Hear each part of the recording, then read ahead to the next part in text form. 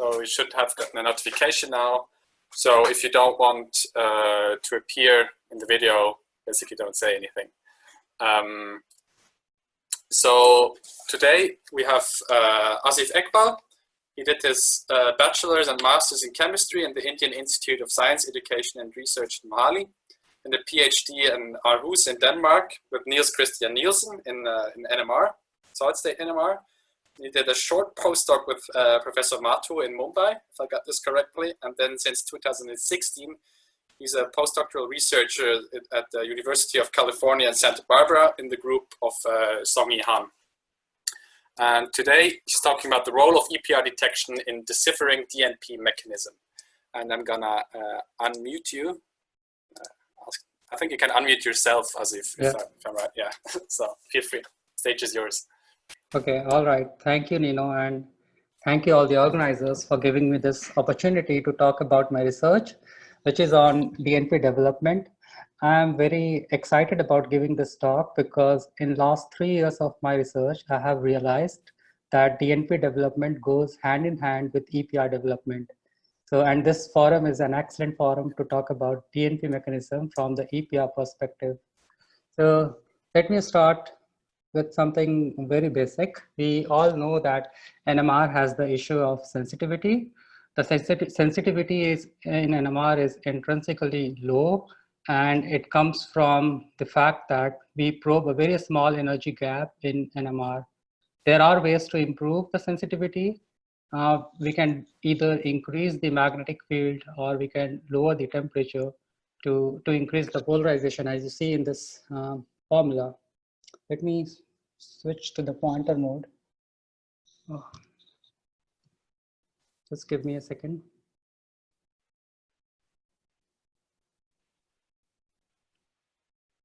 Okay. There is an alternative way to increase polarization, and that's called hyperpolarization via transfer from a more sensitive spin. And so that's something that leads to gives rise to DNP. The concept was already well known even in 1950s, but then it became applicable only in last 1 or 2 decades, thanks to Bob Griffin, who brought the renaissance with the development of gyrotron. And since then, there have been many applications of DNP. The reason in DNP, the source of polarization for the nuclear NMR is basically electron, and fundamentally electron spins and nuclear spins, they are very similar. There is difference, and that difference comes from the time scale of the two end of magnetic resonance. In case of NMR, the gyromagnetic ratio is typically in megahertz per Tesla, and that is something that makes NMR insensitive. On the other hand, in EPR, the gyromagnetic ratio is a factor of at least 1,000 more, which makes EPR very sensitive. As a result of that, the relaxation in EPR is also much faster, so one can repeat an EPR experiment much faster than one can do in case of NMR. The third major difference that also comes from the gyromagnetic ratio is coupling.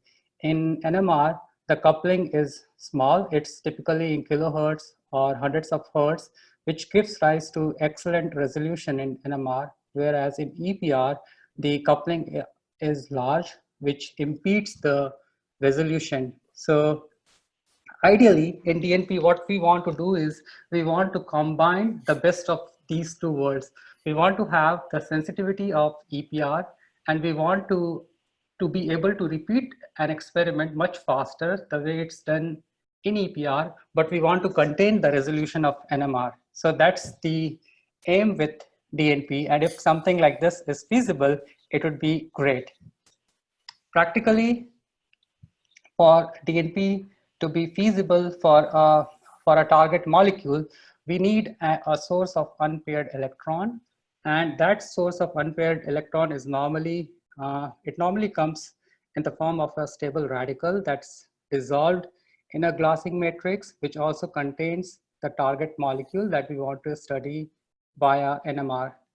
To polarize the target to the nucleus in the target molecule, we have to use microwave irradiation, and that transfers the polarization from electron to the directly coupled nucleus, and then the enhanced polarization of the nuclear spin is spin diffused to the target sample.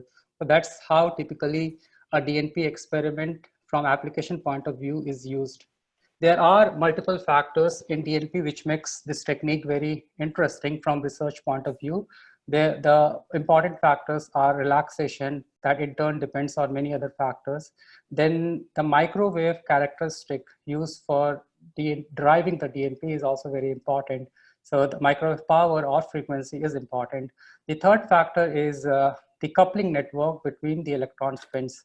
So in this presentation, I will basically focus on the third aspect of the third important parameter of the DNP. And that's because coupling network is important because it determines the kind of mechanism that would be driven in under a DNP condition.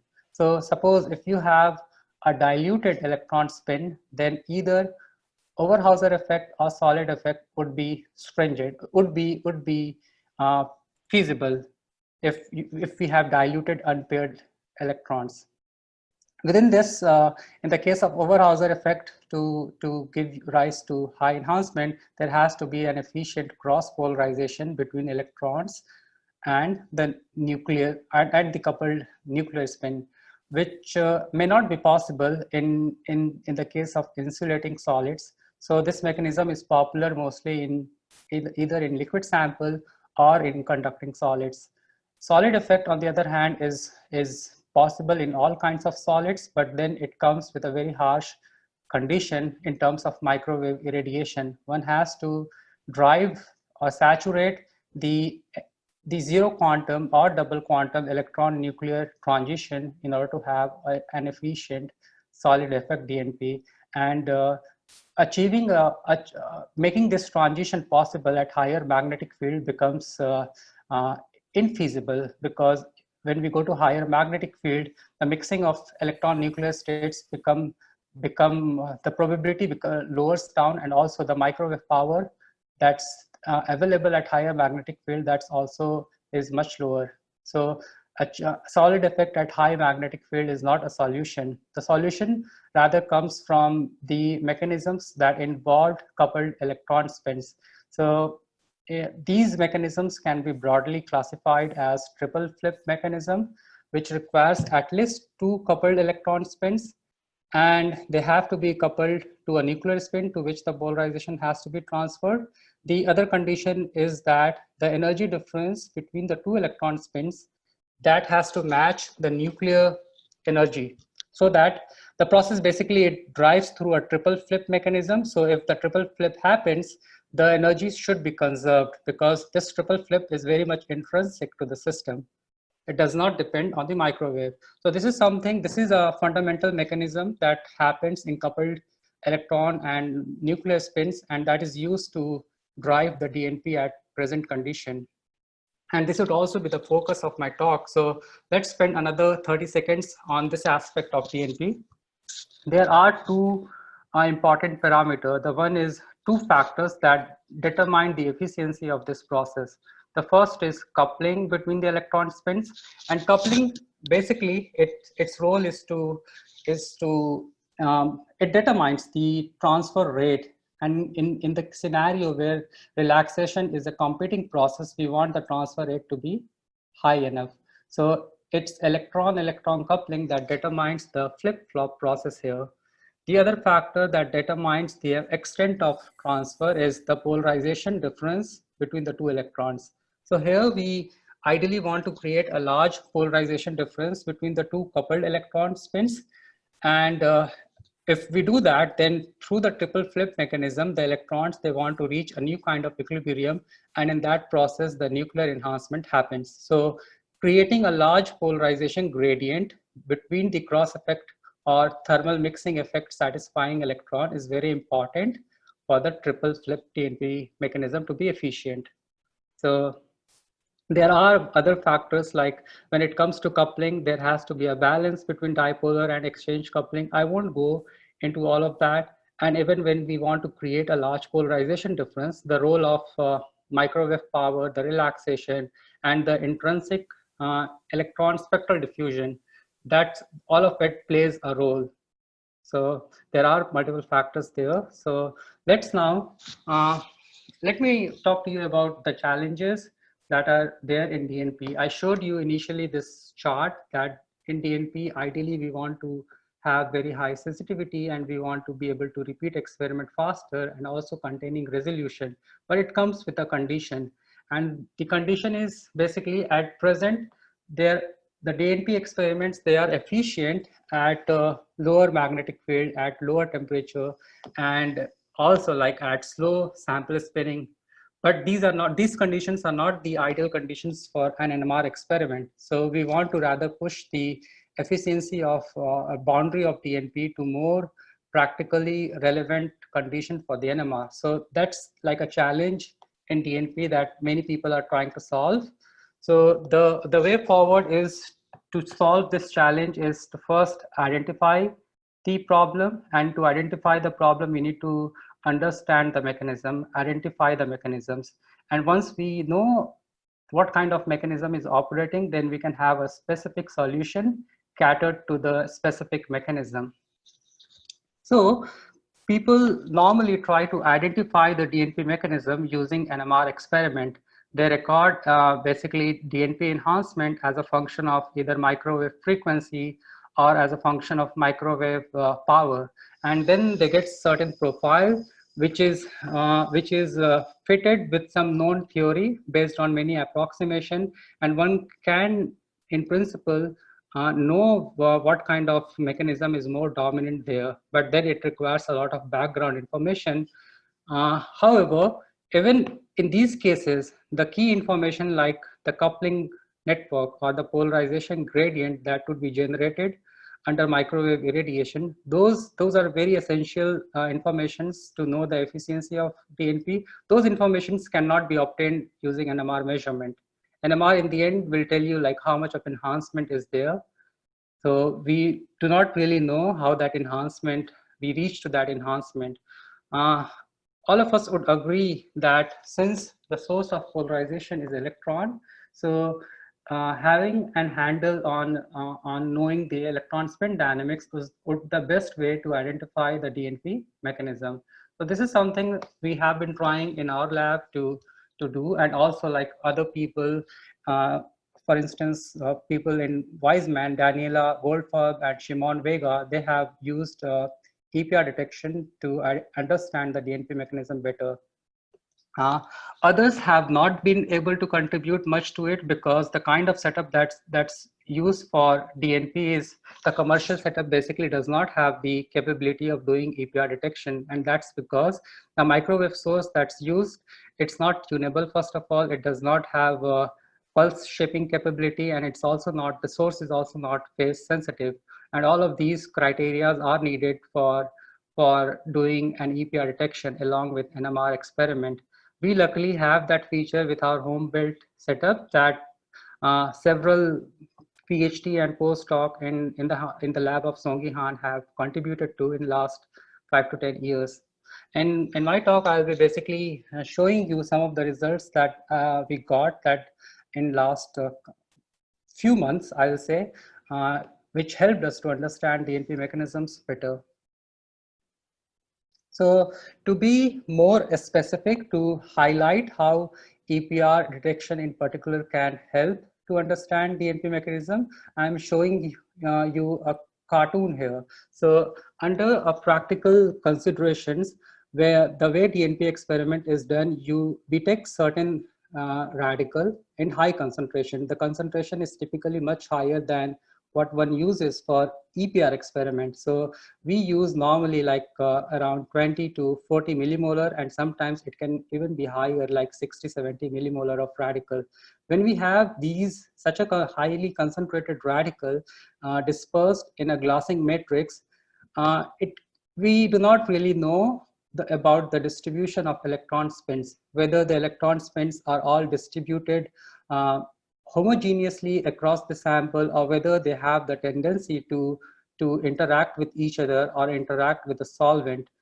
So the interaction of radical interaction or radical solvent interaction, that's something which cannot be predicted, and that's influences the DNP mechanism quite a lot. So if all the radicals, they tend to have interact more with each other, then a thermal mixing mechanism would be more operative. If they are remain isolated, then solid effect would be the more efficient, would be the more likely process. So the coupling network really determines the DNP mechanism. So ideally, one can do some simple EPR experiment and know about the dynamics and the other parameters about electron spins. One can do an echo-detected EPR experiment, which can help us to know about the distribution of electron spins as a function of frequency, resonance frequency. And since it's an echo-detected experiment, it would also be weighted by relaxation. And that's very important, because effectively those spins which can be perturbed with the given microwave, they have a more significant role in the DNP process. So knowing the EPR line shape is very important to understand DNP mechanism. The other thing is to know the relaxation rate of the electron spins, and also to know for which we can do a simple T1E measurement, like either inversion recovery or saturation recovery. And then one also needs to know about the shape of electron spin polarization, for which an experiment like ELDOR, which is a pump probe experiment, can be very handy. So these experiments can be used for developing mechanisms. They can also be used for developing polarizing agent. And I'll just give you one example, because this seems to be a very important example. So in 2013, Lyndon Amsley and which also included Gunnar Jaschke, they developed a series of radical. And the idea was like, if a radical is bulkier and has a rigid framework, then its relaxation would be slower. So a bunch of radicals were synthesized, and the DNP enhancement were correlated with the relaxation rate. And clearly, such study, it led to the best performing DNP radical, which is TECPOL. You can see number 6 here is TECPOL, which has long T1E and also like high enhancement. There are other experiments like ENDOR and eSIM, which can be done to know about hyperfine coupling. That's also very important from DNP aspect. I won't go into that. I'll rather jump to the main part of my talk, which is to understand the DNP mechanism using EPR detection. I'll skip any question now, but I'll take it later on. So in this talk, I'll be telling you about a story that was generated using Tritol radical. So I'm sure all of you know about Tritol radical. It's a narrow line radical, monoradical, and its G anisotropy is much smaller than proton Larmor frequency. So suppose we have 5 millimolar concentrated Tritol dissolved in a glassing matrix, and if we assume that all the tritals, they are segregated, and then ideally the only mechanism that would be operative would be solid effect, which means we will get DNP enhancement when we do a microwave irradiation at a frequency which is approximately nuclear Larmor frequency, or in our case 300 megahertz apart from the Tritol center. So we get either zero quantum solid effect or double quantum solid effect. What would happen when we go to higher concentration? So that can be a question. And if one has to predict just based on NMR experiment, one would say that, okay, if you increase the concentration, then the solid effect enhancement would initially will increase, and after reaching an optimum, it will start lowering down, and there won't be any other enhancement that would appear in case of Tritol, because Tritol is very narrow line radical. So at very high concentration, what would happen is the relaxation would become very fast, and there won't be any enhancement at all. So that's something that we thought would happen, but then we were very surprised when we did a more systematic study. So here I'll be showing you about DNP profile for Tritol as a function of concentration. So Going from 5 millimolar to 10 millimolar, we see like there is definitely solid effect, but a small feature is there in the center. And when you further increase the concentration of tritol, that feature that's there in the center of the tritol, it becomes very prominent. And if we see the enhancement at those conditions, those enhancements are much higher than what one gets from solid effect. So solid effect initially increases and then it quenches because of fast relaxation. But the thermal mixing TNP, it becomes very prominent. And this is something which was completely unexpected. So we uh, we wanted to, so basically what happened was the trityl radicals, which were initially all isolated and diluted in the glassing matrix, they clustered and they gave rise to thermal mixing. So this is our hypothesis, but how do we prove that? We can do that using EPR based detection. So already there were some theoretical predictions made for the thermal mixing, and that served as a good guideline for us to probe this mechanism via DNP. So first prediction was that there would be an asymmetry in the EPR line shape if thermal mixing has to operate, and that prediction came from a very rigorous theory by Koch-Berger, who gave a quantum mechanical theory for thermal mixing. And the paper is very rigorous, but the highlight the highlight of the paper is basically one needs to have an asymmetric coupling network of the radicals in order to observe the thermal mixing. So if it is an asymmetric coupling network, the EPR line shape would also be asymmetric. If we go back to like old papers, the classical thermal mixing paper, which are based on Provotorov's theory, there also most of the paper they talk about having an heterogeneity in the EPR line shape in order to have efficient thermal mixing. And one can understand why do we need asymmetry. We need asymmetry because in case of a coupled electron spins, if there is no asymmetry, if we irradiate microwave, then we will saturate the entire EPR line and we will not be able to generate a polarization difference between electron. Generating a difference is very important. So for that, having asymmetry is very important. So that's the first theoretical prediction. The other prediction, which was made very recently, was from the lab of Shimon Vega, and he and Daniela Goldfarb, they have introduced the concept of ELDO to the DNP community. So they predicted that if you have coupled electron spins, then for certain electron spins, there would be hyperpolarization in the electron experiment and in the ELDOR experiments. Very recently, when I was there in a workshop in Brno, I met Nino, and he told me like, okay, yeah, this is there, and it can also be used for doing efficient spectroscopy. So there is a paper on it where using this feature of ELDOR, where there is hyperpolarization, one can know about the distance between the coupled copper spins. So we had these two guidelines, which we wanted to check with the EPR experiment. And in fact, like we were very happy to see that in case when there is thermal mixing, which is at high concentration of trityl radical, there is a large asymmetry in the EPR line shape. And as concentration increases, as this asymmetry increases, and also the thermal mixing efficiency increases.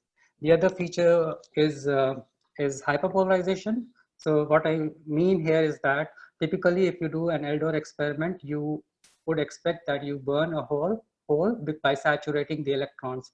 But if the coupling network is very strong, then we also create hyperpolarization, which can be understood if from a multi-energy level system. So, and we could very clearly see that in case of 40 millimolar of trityl, in addition to saturation, we also see hyperpolarization of the electron spins. So this is definitely a clear indication of thermal mixing from EPR detection point of view, something that NMR could not have predicted. With the establishment of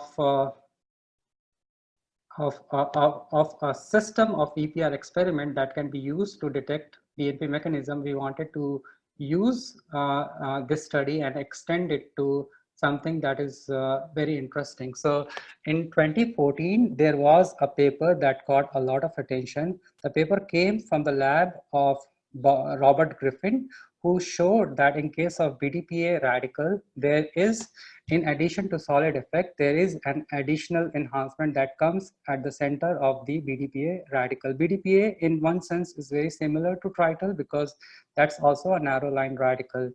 And using NMR experiment and some other analysis, it was predicted that most likely the operating mechanism is Overhauser. So that was the best prediction that could have been made at that time. But the paper also highlighted that it's not very clear, or it's not confirmed that it's Overhauser effect. There can be some different mechanism operating as well. This paper also was very important because I remember I showed you that we want to push the boundary of DNP towards a more prominent condition. This particular study showed that this particular system was basically a solution, showed to be a potential solution to achieve this. So for all that reason, this was very interesting. But then the mechanism, having an Overhauser mechanism, was always doubted. So we since had this this information about Trital clustering and giving rise to thermal mixing. So we just wanted to test if something like that is possible or not. So Miranda Lee, who is a graduate student in our lab, she did all these studies and a very systematic studies, and she showed that in fact in case of BDPA, it's the thermal mixing DNP mechanism that's operative. We get very similar signature which we got in case of Trital. So there was asymmetry in the EPR line shape, and there was hyperpolarization of the electron spins.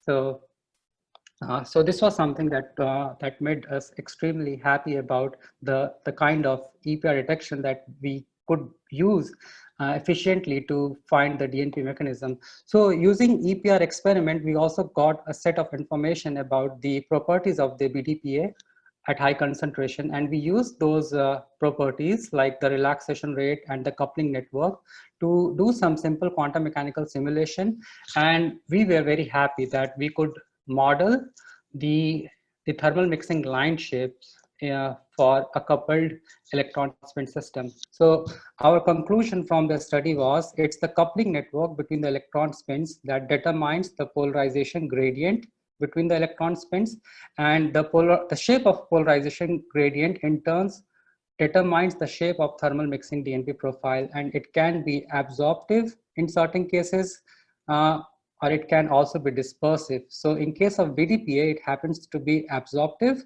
In case of Trital, it happens to be dispersive. Right now, we don't have, like, we know like it's dependent on the coupling network, but we are not exactly very sure why a certain kind of coupling network gives rise to a certain polarization differential profile or the thermal mixing profile. So this is something that we would continue in future in our lab. So with this, I want to first acknowledge some people who were actively involved in the research that I showed you here. So basically, Sogi Han has been the main factor in all these projects. The idea was there already, and we were able to implement recently. Projects that I showed you here also involved Miranda and Tanuma, who played a very important role in all the experiments. And the setup that I used was developed by Khan Tagami, Sheetal Jain, and Ilya Kaminkar, who has now become a faculty in Tel Aviv University. And we got a lot of ideas by discussing with people at Weizmann, especially Shimon Vega, Daniela, Akiva, and Krishnendu, who was a postdoc back then in Weizmann when I visited there to learn something about DNP. So with that, I would conclude. I hope that I have been able to convince you that EPR detection is very important if we want to decipher the DNP mechanism, especially knowing about the E coupling network and the polarization gradient under microwave saturation irradiation condition is very important. And I have hope that by combining EPR and NMR, we can bring another renaissance in the DNP research.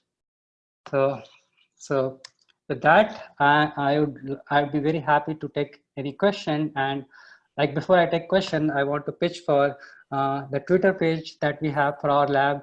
So at Songi Khan Lab, you can follow us. If you want, you can also follow me at Asif Iqbal 313. Thank you. Thank you very much, Asif. So if you have questions,